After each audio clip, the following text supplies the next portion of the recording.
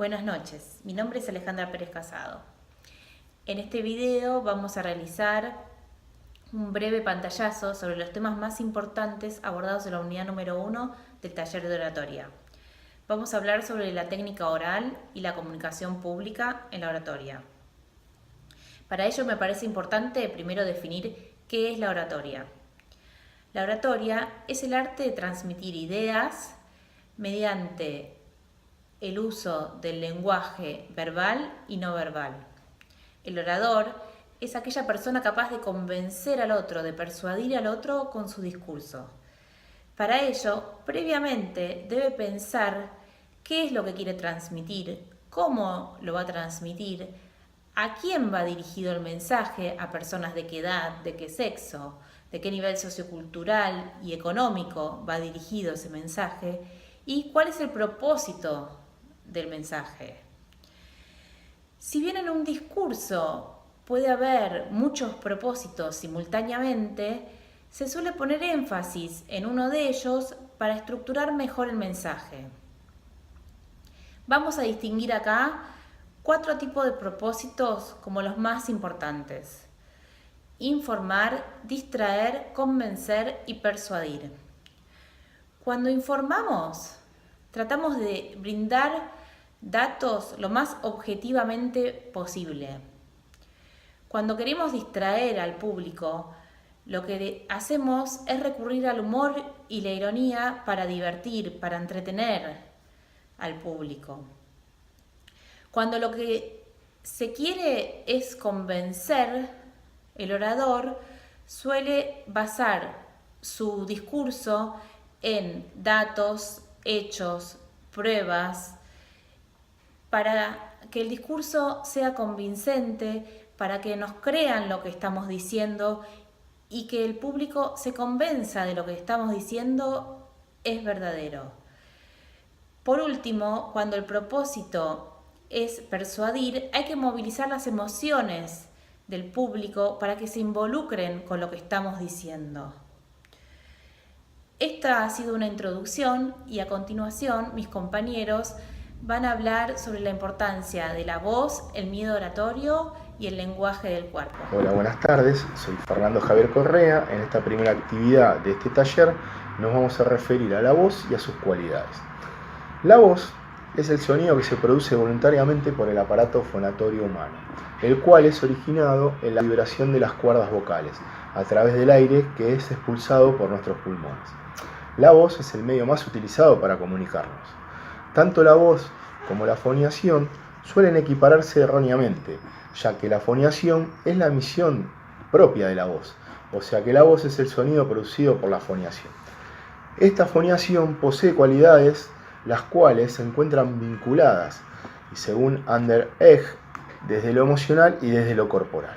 Bueno, ahí encontramos al volumen, o también definido como la intensidad de la voz, el cual es la fuerza con la que el aire se impulsa de los pulmones, pasando primero por la laringe, para luego hacer vibrar las cuerdas vocales. Cuanto más aire enviamos a las cuerdas, más se eleva el volumen y más necesitaremos respirar con mayor frecuencia. Cuanto menos aire enviamos, menos volumen y menos frecuencia para respirar. Podemos expresar de esta forma emociones o estado de ánimos, en cuanto que la alegría, también la agresividad como la ira, poseen volúmenes más altos, a diferencia de la tristeza, la angustia y la depresión, las cuales tienen volúmenes más bajos. Por otro lado, tenemos al tono, que es la cualidad de los sonidos, el cual depende de la frecuencia. Estos pueden ser agudos o graves. A medida que aumentan las vibraciones, o sea la frecuencia, el tono va a ser más alto y la voz más aguda, y la frecuencia de vibración será menor. El tono será más bajo y la voz por ende más grave. El tono se mide en hertz, que determina la frecuencia a lo que vibra un cuerpo. Por último, encontramos al timbre, que es la cualidad más importante de la voz, la que nos permite diferenciar e identificar una voz de la otra. Depende tanto de la morfología, de la estructura, del estado y de la manera de vibrar de nuestras cuerdas vocales, como también de las cavidades de resonancia. Bueno, buenas noches. Mi nombre es Nora Estel Escribas y quisiera dirigirme a ustedes para hablar sobre el tema de lo denominado miedo oratorio. Tal vez a todos nos ha pasado, y a ustedes también, que en oportunidad de tener que dirigirnos hacia un auditorio o de hacer una presentación ante el directorio de la empresa o incluso frente a un alegato en sede judicial, que hemos tenido algunas manifestaciones tales como la boca seca, respiración acelerada, aumento del ritmo cardíaco, las manos húmedas. Todos esos son indicadores de un temor que tenemos los seres humanos frente a lo que se denomina el estrés emocional.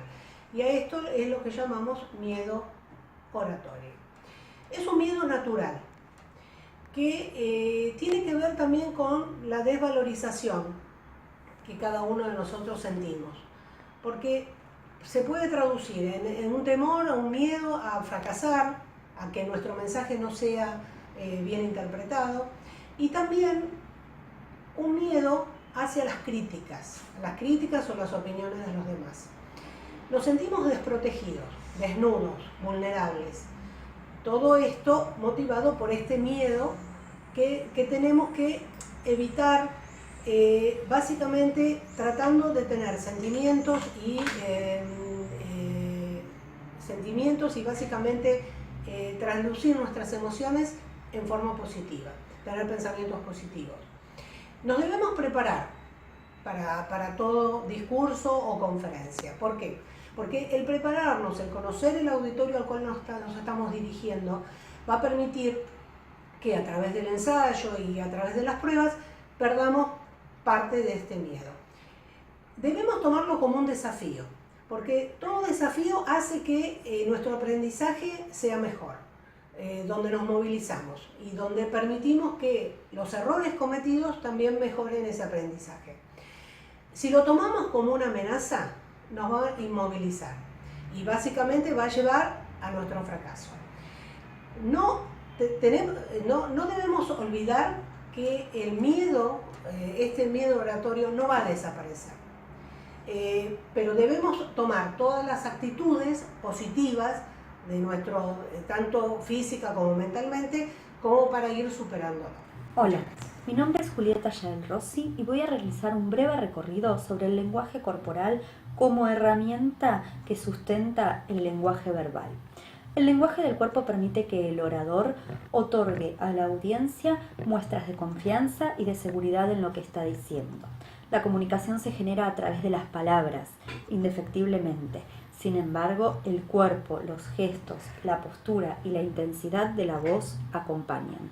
Debemos comprender que el 38% de nuestro discurso está dado por las palabras. Sin embargo, el 55% del mismo se encuentra en nuestro cuerpo, en nuestros gestos y en nuestra voz. La persuasión es la capacidad de lograr que nuestro interlocutor comprenda o haga lo que nosotros queremos que haga o entienda. De este modo, lo lograremos a través de una buena comunicación, permitiendo que nuestro discurso no se convierta en un monólogo, sino que permita generar ese feedback entre la audiencia y nosotros, lo cual va a realizar que nosotros también nos sintamos más seguros. En este caso, al notar que el interlocutor está comprendiendo lo que nosotros decimos y que generamos una confianza en él, vamos a lograr que el mismo se anime a hacernos preguntas y que podamos relajar nuestro discurso, no sintiéndonos tan presionados y observados al momento de pararnos en un escenario. Cuando nos paramos en el escenario, debemos también colocarnos de manera firme, que nuestra postura demuestre seguridad, las piernas separadas, a la altura de los hombros y los pies firmes sobre el suelo. Esto va a hacer que el interlocutor crea que nosotros estamos seguros de lo que estamos diciendo. De este modo debemos ubicarnos en el centro del escenario y colocar la energía en ese sector, no dispersando la misma para evitar que nuestra voz se pierda o nuestros movimientos se pierdan también a lo largo del escenario. Debemos utilizar las manos como un buen recurso. Sin embargo, no debemos permitir hacer movimientos inconscientes de las mismas. No debemos cruzarnos de brazos ni guardarlas en los bolsillos. Lo más importante de la programación neurolingüística es entender que además nos sirve como interlocutor al momento de comprender lo que el orador está diciendo. De este modo podremos entender cuando nos están intentando engañar o cuando la otra persona no está segura de lo que está diciendo. Y en este caso, como futuros abogados y profesionales, nos permitirá utilizar esta programación neurolingüística como herramienta para refutar argumentos que no estén solventados sobre posiciones firmes y seguras. Muchísimas gracias por su tiempo. Hasta luego.